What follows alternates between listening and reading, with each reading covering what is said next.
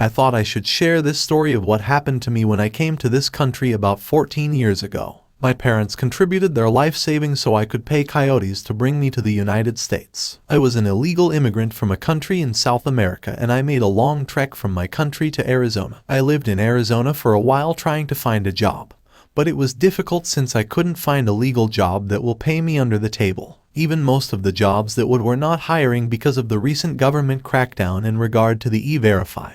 We would stand around hardware stores and construction sites, hoping that maybe someone will hire me as a day laborer. If we are lucky, we get to work 2 days out of the week, so most of the time we were just wandering around. Me and other few guys that came with me were eating from trash and begging for food, plus we have to pay rent for the crowded place we are staying. I wasn't married at the time, but I had parents and siblings back home that I was supposed to be sending money, but due to my hardship I wasn't able to do that. Sometimes I would go to bed without eating anything. This went on for 2 years before we heard about an agency in Florida that hires illegal immigrants to work in farms in Florida. The job was hard and very predatory. They take most of your earning and give a fraction, but we didn't care because at least we are sure of a job every day and can make some earning. Out of 5 guys living in one bedroom at the time, 3 of us decided to make that journey to Florida. Now let's call the first guy Ramon, and the other one Gabriel. I was close with Gabriel and Ramon at the time, not because they were the most pleasant people to be around with, but out of necessity to share resources. When we got to Florida, we were put to work immediately. The agency owns the place we stay and we felt secured. We didn't have to worry about immigration because the agency that hired us has their stuff organized. We were their mules working day and night, so they made sure that we are provided for in terms of accommodation and we don't feel the need to loitering around, so we don't get picked up by immigration. Back then that job was a godsend in the sense that we had job security, but boy, we work 16 hours a day non-stop, and they always shortchange us on pay. There was this guy named Mickey. He is our handler, like a 24-hour supervisor. He basically makes sure that we get to work on time.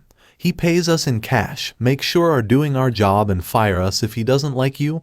He had total control over us, and we fear him. He is the liaison between the agency and us. He is a Mexican born in the United States, and he is a very cruel and no-nonsense guy. He will fire you if you so much as look at him the wrong way. And typically if you are fired, you have nowhere to go other than loitering around and eventually getting picked up by immigration. So to us he was like our God and our tormentor. We couldn't go against what he says. We couldn't complain because there was no other opportunity out there. It was just me and my 2 friends in a room, so we had more space than in Arizona. There were other people like us as well that were under Mickey. 3 months into the job, we were making enough to send back home to our parent and family members that supported us through this trip. Life was good, at least during the weekend, especially on Sunday. We make enough money to go to the bar to look for American girls that we hopefully could befriend to make papers for us to become legal. It was not easy, but eventually I got lucky. I had met this American girl who was Hispanic as well, and things hit up between us. She was not the best looking girl, but to me she could have been a goddess. My 2 friends weren't as lucky. Sometimes they would find American girls, but none of them would stick around after they run out of $20 bills. So, for me to be able to lock down a girl that cared about me, my 2 friends and others saw me in a different light. They wanted what I had. She would come by our place, and when I get a chance I would go by her place as well. She had 2 roommates and they do housekeeping job. A few months later, a laborer we knew won a lottery scratch-off ticket. He won about $50,000, and the first thing he did was to go to Mickey and curse him out for how he had been treating us like animals. He hadn't enough money to go back home. A few months later, he was posting on Facebook how he had started a business in his home country. We were so jealous. He had made it. We all dream of the day we would make that kind of money and have the balls to talk to Mickey. Ramon even said he would punch Mickey in the face if he had that kind of money and tell him I quit to his face. He said that would be very satisfying to him. I knew his nature, and Ramon is usually a man of his word. He is a very cocky guy. I could say that Ramon is the alpha of our group, because he was more outspoken and could ramble a few words in English more than us. He is the type that think that he is better than every one of us and would brag about all the women he slept with in the past and present. But unfortunately for him, I was the one that had a girl coming to see me, so while he brags about sleeping with women, I was actually doing it. So he hated me with passion, more now than before. He would try to talk to her when she comes to see me and she would shut him down, which infuriates him. Instead of wishing me luck, he would degrade and make fun of me about how my girlfriend was ugly and fat, and everyone would laugh at me. My girlfriend looks and wait were their favorite jokes. They would all laugh at me, but it was one of those things that I know that while they laugh, they would have loved to be in my position. They know that I am working on my green card, and they wish they were in my position. I was one step closer to getting my green card. While they were stuck in the plantation, I knew they wouldn't think twice if they had a chance with her, so it didn't bother me much. 4 months into our relationship, my girlfriend got pregnant, and I assume I was the father. I decided to propose to her, and she accepted and became my fiancé.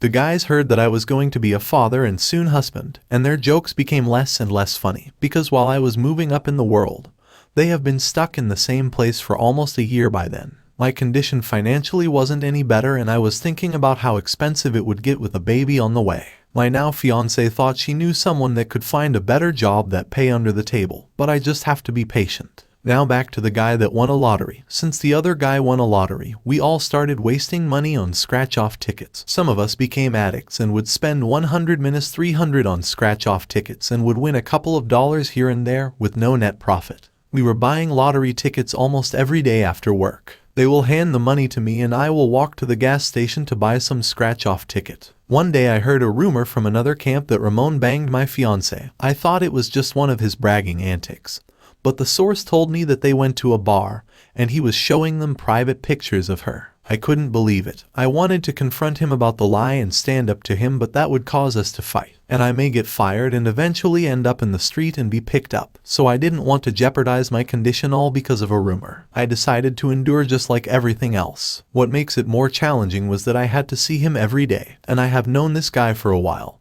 and all that while he has been a shit-why person. If I had a choice, I wouldn't room with him. I tried to brush it off as a rumor, and all but forgot about it, till one day when I was spending time with my then fiancé at her place. When she asked me a suspicious question, she asked me if Ramon was home. Normally that wouldn't be a strange question because she comes by my place sometimes and she is friendly with some of the guys I work with.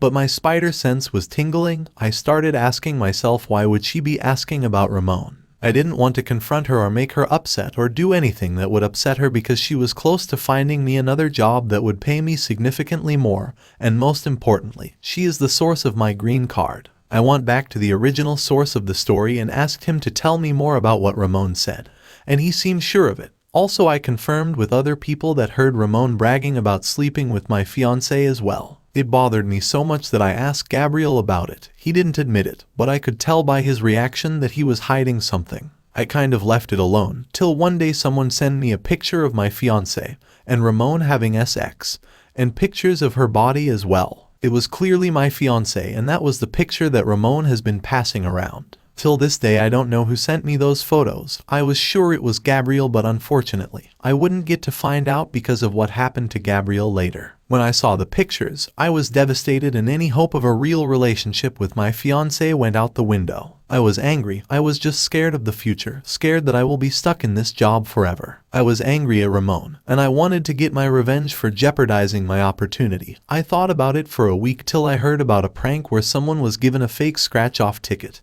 and they thought they won. So I found a way to order the fake scratch-off ticket online. After I received the ticket, the next trick was how I could get Ramon to open the scratch-off ticket while he was at work so he would punch Mickey as promised and get fired. After work, when we about to buy our ticket, I told the guys that there is special scratch-off ticket that had a higher chance of winning, and it was sold by a friend and we should buy that one instead. They agreed. I told them that the person selling the ticket will bring it to me after that night, and we will pay him. The following morning, they all forgot about the ticket till we got to work. I bought 4 tickets, one for me, Gabriel, and Ramon, and one other guy. Ramon's ticket was the only winning fake ticket. When we were on our breaks, we scratch off the ticket and Ramon was the only winning ticket as planned. That was the happiest day of his life.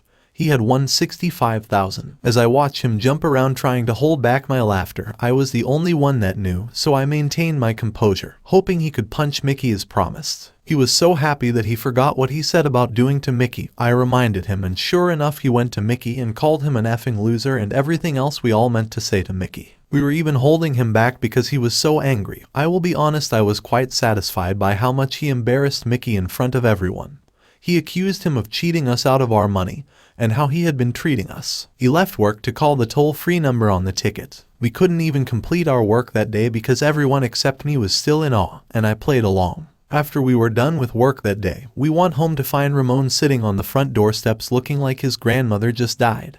He still had the scratch-off ticket on his hand. As we approached him, everyone was wondering why he looked so distressed. He was only interested in talking to me. He asked me why I gave him a fake ticket. I pretended shocked and surprised, telling him that the guy that sold it to me told me it was legit. I also told him that I can give him his $2 back, and he lost it and blew up on my face, punching me and blaming me for deceiving him and causing him to lose his job. A bunch of people pulled him away from me as he kept telling me that he would kill me. I told him that it was an honest mistake. When we went back into the house and it started to sink in that he had lost his job and would soon be homeless, he went soft and humble because he knew he would need us more than ever. We told him that we would let him stay, but if Mickey finds out, we would be in trouble. We promised not to let Mickey know that he was still staying there because Mickey doesn't come by often to our living area. The following day at work, I pulled Mickey to the side when nobody was watching and told him that Ramon's ticket was fake and he is still at the place. Mickey wanted to make an example out of him, and he showed up every day to make sure Ramon was not there.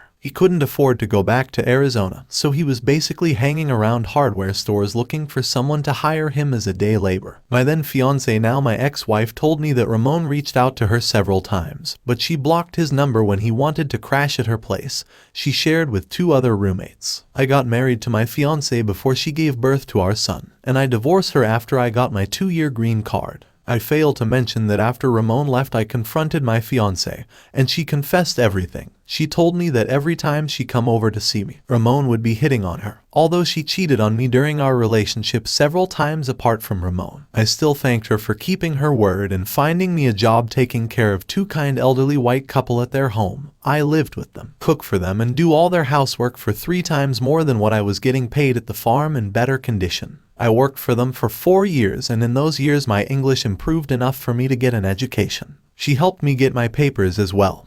Although we are no longer married, we are still in good terms. I went to trade school to learn how to become a welder. Now I am making $28 an hour. My ex-wife didn't put me on child support because I bought her a house for her and my son to live in. She had body image issues and it affected her self-esteem, so she was sleeping with any guy that complimented her the right way.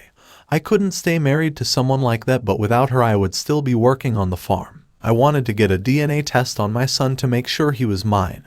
However, the older he gets, it became pointless because he was a spitting image of me. I planned to visit my family back home this Christmas. As for Gabriel, he saved enough money to travel back home, but he got into trafficking and got himself killed. I still haven't heard from Ramon till this day. I looked him up on Facebook, but he hasn't posted in years.